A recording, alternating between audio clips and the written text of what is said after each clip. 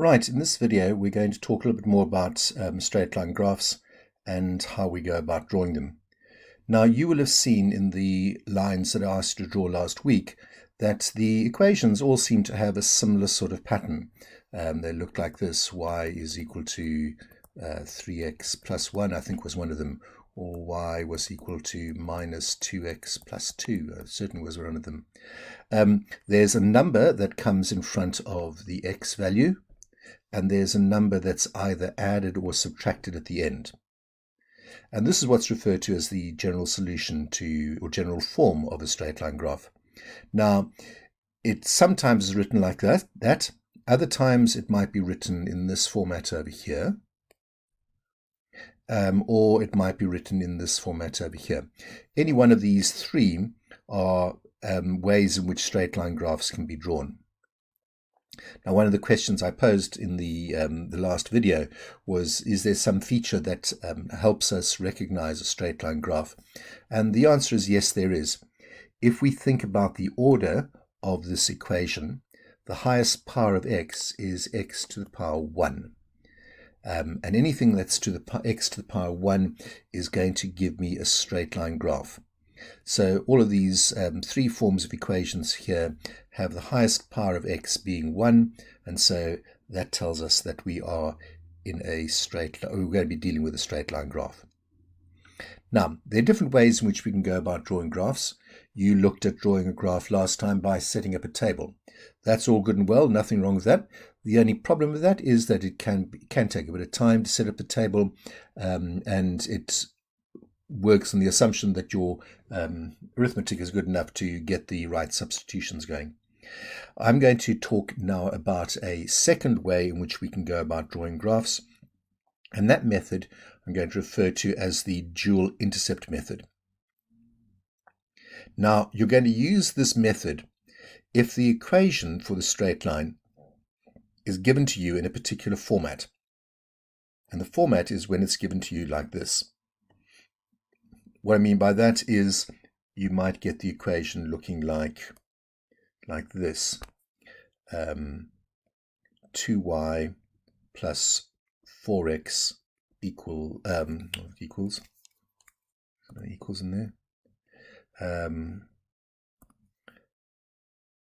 plus 8 equals 0. Or in this one it might be let's see, 3y plus 6x equals minus 3. So all we have is just numbers in front of the x's and the y's, and either 0 on one side, or that constant that we had over here is moved over to the right hand side. Now, this word that we've got over here, this word intercept, is a mathematical term to describe a point on either the x-axis or the y-axis where the line crosses that axis. So you drew straight line graphs that went like this. The very first one that you wrote was y is equal to x plus 2, as I remember. That point over there was the point 0, 2. That I would call the y-intercept. This one over here was at the point minus 2, 0. That one we'd call the x-intercept.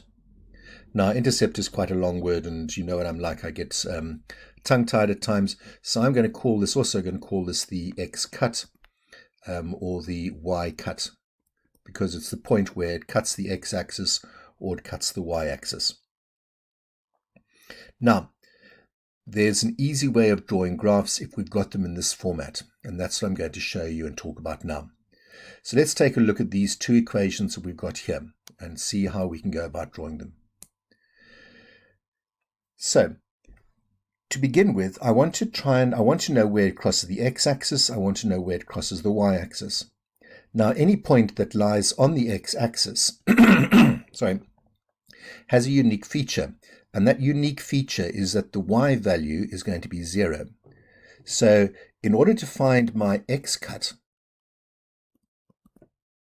that's going to happen when y is equal to 0. Now, if that's the case, I'm going to put that into the equation, and what do I have?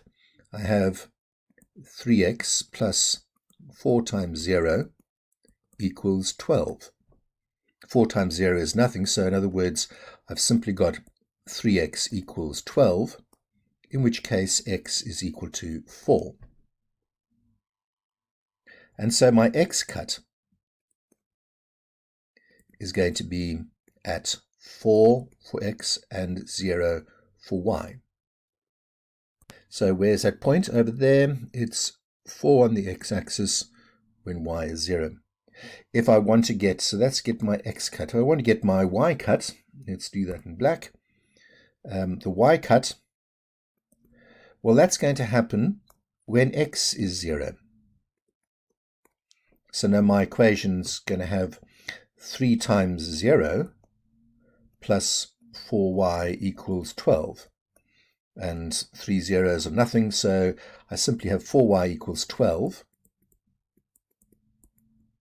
in which case y is going to equal 3. So my y cut is going to be at 0 for x and 3 for y. So 0 for x, 3 for y, that's going to be over here, midway between those 2 points, between 2 and 4. And now I've got 2 points there on the line. If I want to draw the graph, all I have to do is to link those up with a straight line. And so I'm going to do that. I'm going to draw my straight line that goes like that and take it out to the edge of the diagram and extend this side as well to the edge of the diagram.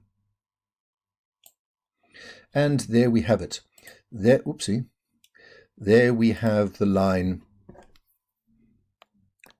3x plus 4y equals 12. And that's drawn using the dual intercept, the two intercepts, the x-intercept and the y-intercept. If I do another example over here, I want to get the x cut and the y cut for this particular equation. Well, I start out with my x cut, and I know that's going to happen at y is equal to 0. If y is equal to 0, then all I have is minus 5x minus 10 equals 0. In other words, 5x is going to equal minus 10, and x is going to equal minus 2. So I've got my x cut at minus 2 and 0. If I want to work out my y cut is going to happen at the point when x is equal to 0. So my x cut happens when y is equal to 0. My y cut happens when x is equal to 0. My equation now is going to be an equation where I have 2y. I don't have any x's because it's 5 times 0. That's just going to give me nothing. 2x minus 10 equals 0. So in other words, 2y rather is equal to 10, and y is going to equal 5. So my y cut is going to be at 0, 5. All I have to do now is plot those 2 points. 0, 5, that happens over there. 2, 0, minus 2, 0, that happens over there.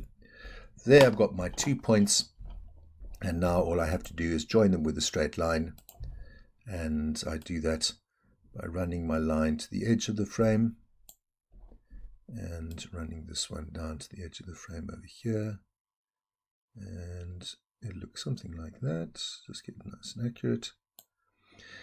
And oopsie, done again. And now we've got the second graph. And remember, we want to make sure we put that onto the graph. So this is going to be the equation 2y minus 5x minus 10 equals 0. There are my 2 lines drawn using the dual intercept method. Hope that makes sense to you. Now I need you to go and do some work on this.